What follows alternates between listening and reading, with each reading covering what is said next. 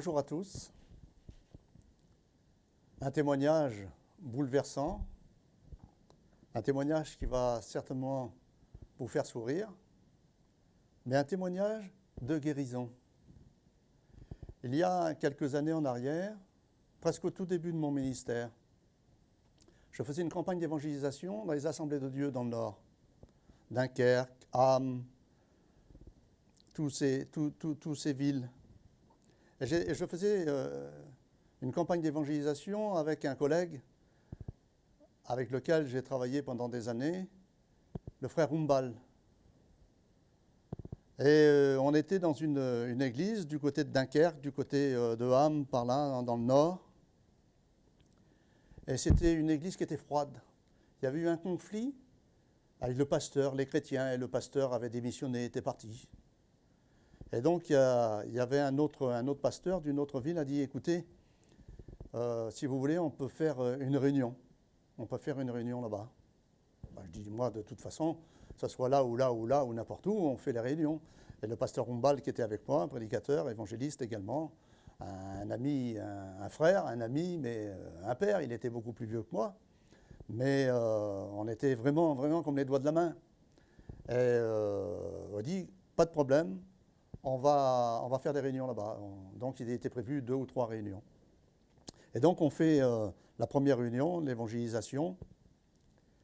Et je ne sais plus qui c'est qui prêche, si c'est moi ou si c'est lui, de toute façon, qu'importe, hein, celui qui apporte la parole de Dieu, du moment que la parole de Dieu, la Bible, est prêchée, est annoncée, c'est ce qui importe, qu'importe l'homme qui la donne. Et arrivé à la fin de la réunion, comme à toute fin de réunion, on demandait aux personnes qui étaient malades de venir devant. Et donc il y a 30, 40, 50 personnes, je ne me rappelle plus au juste combien de personnes sont venues. Et dans les personnes qui venaient, on leur imposait les mains au nom du Seigneur et ils repartaient. Et là, il y a un jeune homme, une vingtaine d'années, qui était infirme. Il marchait avec des difficultés et il était à moitié aveugle. Il voyait presque rien. Il fallait des grosses lunettes, mais enfin, il voyait rien, quoi, presque aveugle. Et il marchait avec difficulté, avec des béquilles. Et il vient l'imposition des mains. Qu'est-ce que je fais? Moi, je lui impose les mains. Et chaque fois que j'ai imposé les mains aux malades, j'avais la conviction dans mon cœur, et je vous donne ma parole d'honneur, chaque fois que j'impose les mains aux malades, encore aujourd'hui, j'ai la conviction dans mon cœur que Dieu guérit. Dieu guérit. Et donc j'impose les mains à ce jeune homme, et ma prière est celle-ci. Vous savez, il n'y a pas besoin de prière, des prières monumentales, dictées, paraphrasées, ce que vous voudrez, des prières qui viennent du cœur, naturelles, simplement. J'ai dit, Seigneur, tu vois ce jeune homme, hein, tu nous as dit dans ta parole d'imposer les mains aux malades, et les malades seront guéris. Alors j'attends à ce que tu guérisses ce malade, au nom de Jésus, au nom du Père, du Fils et du Saint-Esprit, guéris ce malade. Et ce jeune homme, avec difficulté, repart, et je continue à imposer les mains aux malades. Et je revois ce même jeune homme. Alors j'ai dit, frère, j'ai déjà prié pour toi, j'avais 30 ou 40 personnes que j'imposais les mains, j'avais mal de gorge, et je lui fais une petite frappe sur la joue comme ça. J'ai dit, allez, c'est bon, Dieu t'a guéri, allez, retourne t'asseoir. Et je regarde dans l'auditoire, j'ai dit, quelle gaffe que j'ai fait. Il y en avait 2, c'était des jumeaux. Et donc, ces 2 jumeaux avaient la même maladie, donc ils étaient nés certainement comme ça, avec difficulté de marcher, puis aveugles. Presque aveugle, hein, il voyait des ombres, mais il ne voyait pas clair. Et j'ai dit, qu'est-ce que j'ai fait? J'ai dit, quelle gaffe que j'ai fait.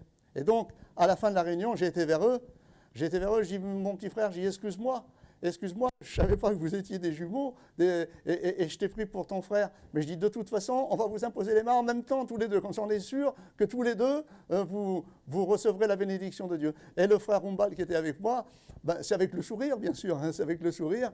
Hein, on essayait de retenir, de ne pas rigoler devant tout le monde, mais quelle gaffe monumentale que j'avais fait. Et tous les deux, on s'est mis en prière, et au nom de Jésus-Christ, on leur a imposé les mains. Et je peux vous dire que malgré la gaffe que j'avais fait, le Seigneur Jésus-Christ les a guéris. Et ils ont retrouvé la vue. Ils ont marché droit. Et je remercie le Seigneur. Vous savez, on est que des hommes, on est des instruments. Hein, si je demande à cette guitare, joue-nous un morceau, je pourrais lui demander 107 ans à cette guitare de nous jouer un morceau. Mais s'il y a un maître qui sait s'en servir, qui prend cette guitare-là, ben, il va nous jouer une mélodie, une belle musique. Et ben, c'est pareil, nous ne sommes que des instruments.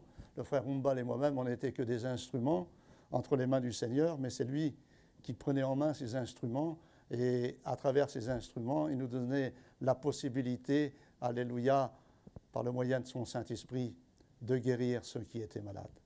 Et malgré cette gaffe monumentale que j'avais faite, et j'en avais eu honte après, mais c'était souriant, ce n'était pas de ma faute, mais ce qui était important, c'est que ces deux frères-là, ces deux jumeaux-là, qui étaient atteints de cette maladie, qui étaient atteints de cette infirmité, ben, marchent et voient correctement.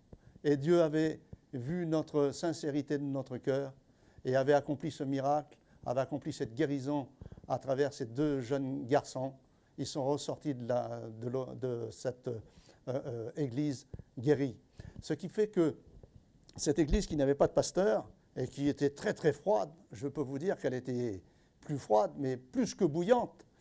Pendant 2 mois, 1 mois et demi, à peu près 1 mois et demi, 2 mois, on a fait cette tournée, le frère Rumbal et moi-même, dans toutes les églises du Nord.